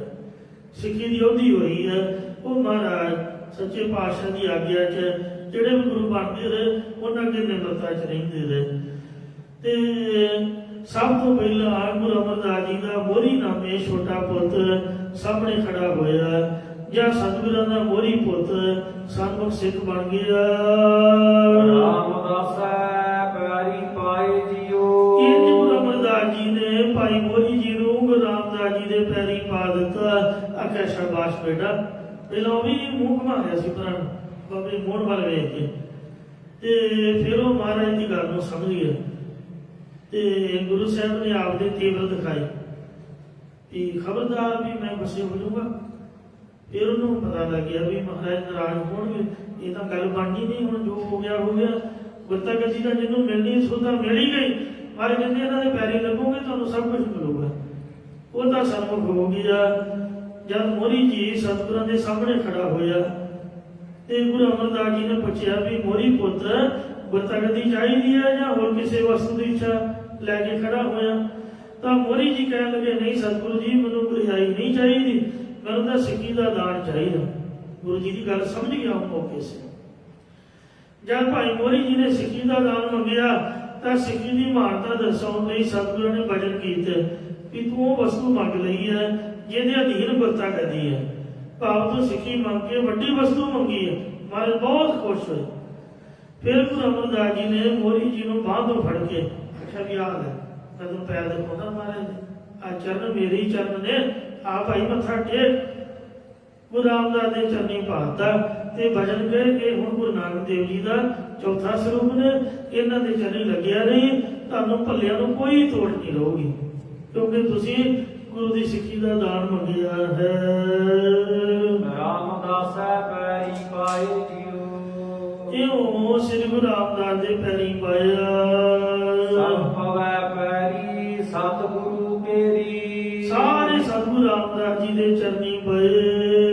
ਜਿੱਥੈ ਗੁਰੂ ਆਪ ਰੱਖਿਆ। ਜਿੱਥੇ ਗੁਰੂ ਅਮਰਦਾਸ ਜੀ ਨੇ ਆਪਣਾ ਗੁਰਤਾ ਗੱਦੀ ਦੇ ਰੂਪ 'ਚ ਰੱਖਿਆ ਸੀ। ਭਾਵ ਤੀਜੇ ਸਤਿਗੁਰਾਂ ਨੇ ਸਭ ਕੁਝ ਆਪਣਾ ਸ੍ਰੀ ਗੁਰੂ ਰਾਮਦਾਸ ਮਹਾਰਾਜ ਜੀ ਨੂੰ ਸੌਂਪਦਾ। ਮੈਂ ਕੱਲ ਵੀ ਬੇਨਤੀ ਕੀਤੀ ਵੀ ਪੈਸੇ ਦੇਣੇ ਸੌਖੇ ਨੇ। ਜ਼ਮੀਨ ਤੁਸੀਂ ਆਪਦੇ ਜਵਾਈ ਦੇ ਨਾਲ ਲਾ ਸਕਦੇ ਹੋ। ਤੁਸੀਂ ਆਪਦੀ ਧੀ ਨੂੰ ਜਵਾਈ ਨੂੰ ਪੁੱਤਾਂ ਤੋਂ ਵੱਧ ਪਿਆਰ ਕਰਕੇ ਆਪਦਾ ਘਰ ਵੀ ਦੇ ਸਕਦੇ ਹੋ। ਪਰ ਉਮਰ ਨਹੀਂ ਕੋਈ ਪਿਓ ਦਾ ਪੁੱਤ ਦੇ ਕੇ ਰਾਜੀ। ਕੋਈ ਮਾਂ ਨਹੀਂ ਇਹੋ ਜਿਹੀ ਜੰਮੀ। ਕੋਈ ਪਿਓ ਨਹੀਂ ਜੰਮਿਆ ਜਿਹਨੇ ਆਪਦੀ ਉਮਰ ਅਰਦਾਸ ਕੀਤੀ ਹੋਵੇ। ਇੱਕੋ ਹੀ ਗੁਰੂ ਅਮਰਦਾਸ ਮਹਾਰਾਜ ਨੇ ਜਿਨ੍ਹਾਂ ਨੇ ਆਪਦੀ ਜਵਾਈ ਨੂੰ ਸੋ ਗੁਰੂ ਨਾਨਕ ਸਾਹਿਬ ਦਾ ਚੌਥਾ ਰੂਪ ਬਣਾਇਆ। ਉਹਨਾਂ ਦੀ ਸੇਵਾ ਤੇ ਪ੍ਰਸੰਨ ਹੋ ਕੇ, ਧੀ ਦੀ ਸੇਵਾ ਤੇ ਖੁਸ਼ ਹੋ ਕੇ ਆਪਦੀ ਜਿਹੜੀ 6 ਸਾਲ ਉਮਰ ਸੀ ਉਹ ਵੀ ਭੇਟਾ ਕਰ ਦਿੱਤੀ। ਕੋਈ ਕਰ ਬਖੀਲੀ ਨਿਵਾ ਨਾਹੀ। ਜੇਕਰ ਕੋਈ ਉਸ ਵਕਤ ਈਰਖਾ ਕਰਕੇ ਗੁਰੂ ਰਾਮਦਾਸ ਜੀ ਦੇ ਚਰਨੀ ਆ ਕੇ ਨਹੀਂ ਝੁਕਿਆ ਸੀ, ਫਿਰ ਸਤਿਗੁਰ ਆਣ ਨਿਵਾਇਆ। ਤਾਂ ਉਹਦਾ ਹਿਰਦਾ ਪ੍ਰੇਰ ਕੇ ਸਤਿਗੁਰਾਂ ਨੇ ਫਿਰ ਲਿਆ ਕੇ ਨਿਵਾਉਣਾ ਕੀਤਾ, ਮਤਲਬ ਉਹਨੂੰ ਝੁਕਣਾ ਪਿਆ। ਸਤਿਗੁਰੂ ਅਰਜਨ ਦੇਵ ਦੇ ਚਰਨੀ ਆ ਕੇ ਨਿਵਾ ਦਿੱਤਾ, ਜੋ ਗੁਰੂ ਰਾਮਦਾਸ ਦੇ ਸਾਹਿਬਜ਼ਾਦੇ ਹੋਏ। ਅਰਥਾਤ ਇਹ ਇਸ਼ਾਰਾ ਬਾਬੇ ਮੋਹਨ ਜੀ ਵੱਲ ਹੈ। ਉਸ ਵਕਤ ਬਾਬਾ ਮੋਹਨ ਜੀ ਦਿਲੋਂ ਈਰਖਾ ਕਰਕੇ, ਇਹ ਤਾਂ ਸਾਡਾ ਸੇਵਕ ਹੋਇਆ, ਸੇਵਾ ਕਰਕੇ ਇਹਨੇ ਮਾਣ ਵਡਿਆਈ ਲਈ ਹੈ, ਸਤਿਗੁਰੂ ਰਾਮਦਾਸ ਜੀ ਦੇ ਚਰਨਾਂ 'ਚ ਨਹੀਂ ਨਿਵੇ ਸਨ, ਕਿਉਂਕਿ ਉਹ ਆਂਦੇ ਸੀ ਵੀ ਅਸੀਂ ਗੁਰਾਂ ਦੇ ਸਪੁੱਤਰ, ਇਹ ਸਾਡਾ ਸੰਬੰਧੀ ਹੈ, ਇਸ ਲਈ ਅਸੀਂ ਇਹਦੇ ਪੈਰੀ ਕਿਵੇਂ ਪਈਏ।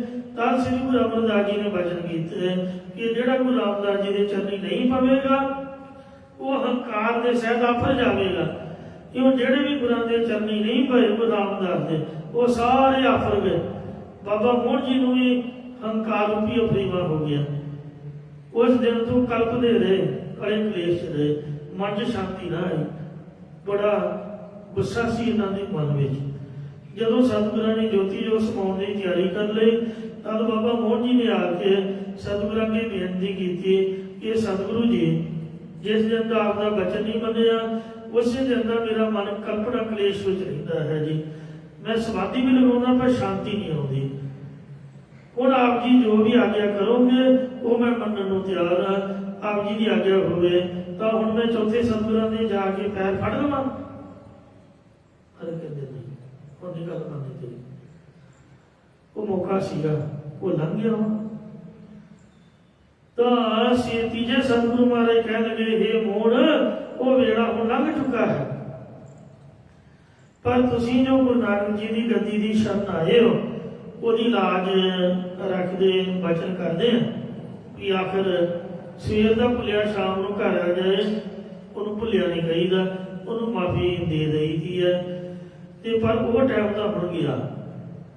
ਇਹ ਸ਼ਾਂਤੀ ਲਈ ਹੁਣ ਜੇ ਤੂੰ ਯਤਨ ਕਰਨਾ ਚਾਹੁੰਦਾ ਤੇ ਇਹ ਗੱਲ ਸਾਡੀ ਯਾਦ ਰੱਖੀ, ਜਦ ਇਹਨਾਂ ਦੇ ਸਾਹਿਬਜ਼ਾਦਾ ਸਤਿਗੁਰੂ ਬਣਨਗੇ, ਪੰਜਵੇਂ ਪਾਤਸ਼ਾਹ ਹੋਣਗੇ ਤੇਰੇ ਭਣੇਵੇਂ, ਪਰ ਤੂੰ ਭਣੇਵਾ ਨਾ ਜਾਣੀ, ਪੰਜਵੀਂ ਜੋਤ ਜਾਣੀ ਗੁਰੂ ਨਾਨਕ ਸਾਹਿਬ ਦੀ। ਸ੍ਰੀ ਗੁਰੂ ਅਰਜਨ ਦੇਵ ਜੀ ਗੁਰਤਾ ਗੱਦੀ ਤੇ ਵਿਰਾਜਮਾਨ ਹੋ ਕੇ ਤੇ ਤੇਰੇ ਕੋਲ ਪੋਥੀਆਂ ਸਾਹਿਬ ਲੈਣ ਆਉਣਗੇ, ਪੋਥੀਆਂ ਨੂੰ ਸਾਂਭ ਕੇ ਰੱਖੀ, ਹੋਰ ਕਿਸੇ ਨੂੰ ਨਾ ਦੇਈ।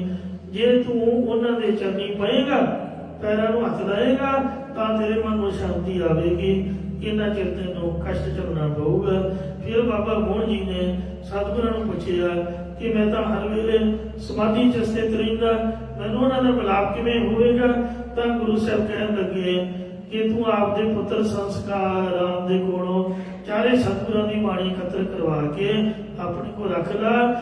ਜਦ ਸਤਿਗੁਰੂ ਅਰਜਨ ਦੇਵ ਜੀ ਆਉਣਗੇ, ਉੱਚੀ ਉੱਚੀ ਬੋਲਣਗੇ, ਉਹ ਕੀਰਤਨ ਕਰਨਗੇ, ਕੀਰਤਨ ਦੀ ਆਵਾਜ਼ ਤੇਰੇ ਕੰਨੀ ਪਾਉਣਗੇ, ਤੈਨੂੰ ਆਪਣੇ ਆਪ ਪਤਾ ਲੱਗ ਜਾਊ, ਤੇਰੀ ਸਮਾਧੀ ਉਹਨਾਂ ਦੇ ਕੀਰਤਨ ਤੋਂ ਖੁੱਲੂਗੀ। ਤੇ ਪਹਿਲਾਂ ਉਹਨਾਂ ਦੇ ਪੈਰੀ ਹੱਥ ਲਾ ਲਈ, ਮੁੜ ਕੇ ਭਾਵੇਂ ਲਾਉਣ ਦੇਣ ਭਾਵੇਂ ਨਾ ਲਾਉਣ ਦੇਣ, ਕਿਉਂਕਿ ਤੂੰ ਮਾਮਾ ਉਹਨਾਂ ਦਾ। ਤੇ ਫਿਰ ਪੋਥੀਆਂ ਦੇਵੀ, ਹੋਰ ਕਿਸੇ ਨੂੰ ਪੋਥੀਆਂ ਨਾ ਦੇਈ, ਤਾਂ ਤੈਨੂੰ ਸ਼ਾਂਤੀ ਆਊਗੀ। ਇਸ ਲਈ ਸਾਨੂੰ ਤਾਂ ਜੇ ਕੋਈ ਕਹੇ ਨਾ ਵੀ ਗੁਰਦੁਆਰੇ ਕੁੱਤੇ ਦੇ ਪੈਰ ਫੜ ਲਓ, ਮੈਂ ਤੁਹਾਡੇ ਸਾਹਮਣੇ ਉਸੇ ਵਕਤ ਫੜਨ ਨੂੰ ਤਿਆਰ। ਕੋਈ ਕਹੇ ਨਾ ਵੀ ਲਕੀਰਾਂ ਕੱਢਾਂਗੇ, ਜਿਹਦੇ ਅੱਗੇ ਕਹੋ ਬਿਨਾਂ ਗਲਤੀ ਤੋਂ ਮਾਫੀ ਮੰਗਾਂਗੇ, ਗਲਤੀ ਹੋਈ ਤੂੰ ਤਾਂ ਮੰਗਣੀ ਚਾਹੀਦੀ ਹੈ।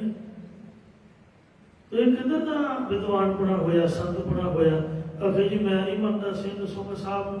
ਬੰਦਾ ਪੁੱਛੇ ਵੀ ਉਹ ਐਵੇਂ ਥੋੜਾ ਬਣ ਗਿਆ। ਅਕਾਲ ਤਖਤ ਦਾ ਜਿਹੜਾ ਅਗਲਾ ਜਥੇਦਾਰ ਬਣਿਆ, ਕੋਈ ਉਹਦੀ ਕਮਾਈ ਹੈ ਪਿਛਲੀ, ਏਡੇ ਵੱਡੇ ਤਖਤ ਤੇ ਤਾਂ ਮੱਥਾ ਟੇਕਣਾ ਔਖਾ ਹੈ। ਇੱਕ ਵਾਰ ਮੈਂ ਅਰਦਾਸ ਕਰਨ ਲੱਗ ਪਿਆ ਆਪਦੇ ਪਰਿਵਾਰ ਦੀ, ਸਾਡਾ ਪਰਿਵਾਰ ਇਕੱਠਾ ਹੋਇਆ ਸੀਗਾ, ਉਹਨਾਂ ਪਿਆਰ ਨਾਲ ਉਹੀ ਆਖਿਆ ਵੀ ਚੱਲ ਤੂੰ ਹੀ ਕਰ ਦੇ, ਗਲਤੀ ਸੀ ਮੇਰੀ। ਉਹ ਮੈਂ ਉੱਚੀ ਬੋਲ ਪਿਆ, ਉਸੇ ਵੇਲੇ ਸਿੰਘ ਸਾਹਿਬ ਪੰਜ ਪਿਆਰੇ ਆ ਗਏ, ਮੇਰੀ ਖਬਰਦਾਰ ਅਰਦਾਸ ਨਹੀਂ ਕਰਨੀ। ਮੈਂ ਕਿਹਾ ਜੀ ਮੈਂ ਤਾਂ ਆਪਦੀ ਕਰ ਰਿਹਾ। ਕਹਿੰਦੇ ਉੱਚੀ ਨਹੀਂ ਬੋਲਣਾ। ਮੈਂ ਕਿਹਾ 7 ਵਜੇ ਤੁਸੀਂ ਦੱਸੋ। ਮੇਰੇ ਨਾਲ ਦਾ ਸਿੰਘ ਉੱਥੇ ਹੈਡ ਗ੍ਰੰਥੀ ਬਣਿਆ ਪਿਆ ਗਿਆਨੀ ਗੁਰਮੁਖ ਸਿੰਘ ਜੀ, ਕਿੱਡੀ ਉੱਚੀ ਸੁੱਚੀ ਸੇਵਾ ਦੇ ਸ਼ਾਸਤਰਾਂ ਦੀ ਨਨਕਾਣਾ ਸਾਹਿਬ ਦੇ ਸਰੂਪ ਦੀ ਸੇਵਾ ਕਰ ਰਹੇ। ਜਥੇਦਾਰ ਗਿਆਨੀ ਹਰਪ੍ਰੀਤ ਸਿੰਘ ਜੀ ਕਿਉਂ ਨਹੀਂ ਮੰਨਦੇ ਭਾਈ? ਜਿਹਨੂੰ ਗੁਰੂ ਨੇ ਆਪਦੇ ਚਰਨੀ ਲਾ ਲਿਆ, ਕਿਸੇ ਬਹਾਨੇ ਨਾਲ ਲਾ ਲਿਆ, ਕਹੇ ਜੀ ਆਪਾਂ ਤਾਂ ਅਕਾਲ ਤਖਤ ਨੂੰ ਨਹੀਂ ਮੰਨਦੇ। ਬੰਦਾ ਪੁੱਛੇ ਕਿਹਨੂੰ ਮੰਨਦੇ ਹੋ? ਮੜੀਆਂ ਤੇ ਚਲੇ ਜਾਓ, ਗਾਤਰਾ ਪਾਇਆ ਹੋਇਆ ਸਾਧੂ ਸੰਤ ਤੁਸੀਂ ਅਖਵਾਉਂਦੇ ਹੋ, ਤੇ ਗੁਰਦੁਆਰੇ ਤਾਂ ਸਾਨੂੰ ਕੋਈ ਸਤ ਬਗਾਨਾ ਵੀ ਬੁਲਾਏ ਤਾਂ ਆਪਾਂ ਤਾਂ ਉਹ ਵੀ ਆਉਂਦੇ ਹੀ ਆ ਮੱਥਾ ਟੇਕਣ। ਅਰਦਾਸ ਡੇਲੀ ਕਰਦੇ ਨਹੀਂ, ਦੱਸੋ ਕੀ ਅਰਦਾਸ ਕਰਦੇ ਆ? ਇਹੀ ਕਹਿੰਦੇ ਵੀ ਗਲਤੀ ਦੀ ਮਾਫੀ ਦਿਓ। ਜੇ ਆਫਿਸ ਸਾਨੂੰ ਬੁਲਾਏ, ਦਫ਼ਤਰ ਬੁਲਾਏ, ਉੱਥੋਂ ਦੇ ਪ੍ਰਬੰਧਕ ਗੁਰੂ ਜੀ ਦੇ ਸੇਵਾਦਾਰ ਨੇ ਤੇ ਸਾਡੇ ਤੋਂ ਉਮਰ ਚੋਂ ਵੱਡੇ ਨੇ, ਤੇ ਪਤਾ ਨਹੀਂ ਕਿੱਡਾ ਵੱਡਾ ਵੇਖੋ ਕਦੋਂ ਦਾ ਗੁਰਦੁਆਰਾ, ਕਿੰਨੇ ਪੈਸੇ ਮੈਨੇਜ ਕਰਕੇ, ਕਿੰਨੀ ਸੰਗਤ ਨੂੰ ਜੋੜ ਕੇ, ਤੇ ਜੇ ਕੋਈ ਬੁਲਾਏ ਤੇ ਦਫ਼ਤਰ 'ਚ ਜਾਣਾ ਕੋਈ ਮਾੜੀ ਗੱਲ ਤਾਂ ਨਹੀਂ ਹੈ। ਆਪਾਂ ਕੋਈ ਗੱਲ ਸੁਣ ਸਕਦੇ ਹਾਂ ਦਫ਼ਤਰ ਦੀ। ਸਭ ਤੋਂ ਵੱਡਾ ਦਫ਼ਤਰ ਅਕਾਲ ਤਖਤ ਹੈ। ਇਹ ਤੋਂ ਵੱਡਾ ਦਫ਼ਤਰ ਦੱਸੋ ਸਿੱਖਾਂ ਦਾ ਹੈ ਕਿਹੜਾ? ਜੇ ਅਕਾਲ ਤਖਤ ਤੋਂ ਬੁਲਾਵਾ ਆਇਆ ਹੈ, ਗਲਤੀ ਹੈ ਜਾਂ ਨਹੀਂ ਹੈ, ਬੰਦਾ ਪਰਨਾ ਪਾ ਕੇ ਹੱਥ ਜੋੜ ਕੇ ਦਿਖਾ ਸਕਦਾ, ਪੁੱਛਦਾ ਸਕਦਾ ਵੀ ਦੱਸੋ ਮੇਰੀ ਗਲਤੀ ਕੀ ਹੈ, ਸਪਸ਼ਟੀਕਰਨ ਤਾਂ ਦੇਵੇ। ਏਡਾ ਵੀ ਕਿੱਡਾ ਹੰਕਾਰ ਹੋ ਗਿਆ, ਕਹੇ ਜੀ ਆਪਾਂ ਐ ਜੀ ਆਪਾਂ ਉਹ ਜੀ। ਸਾਧ ਸੰਗਤ ਜੀ ਸੋਚਣ ਦੀ ਲੋੜ ਹੈ।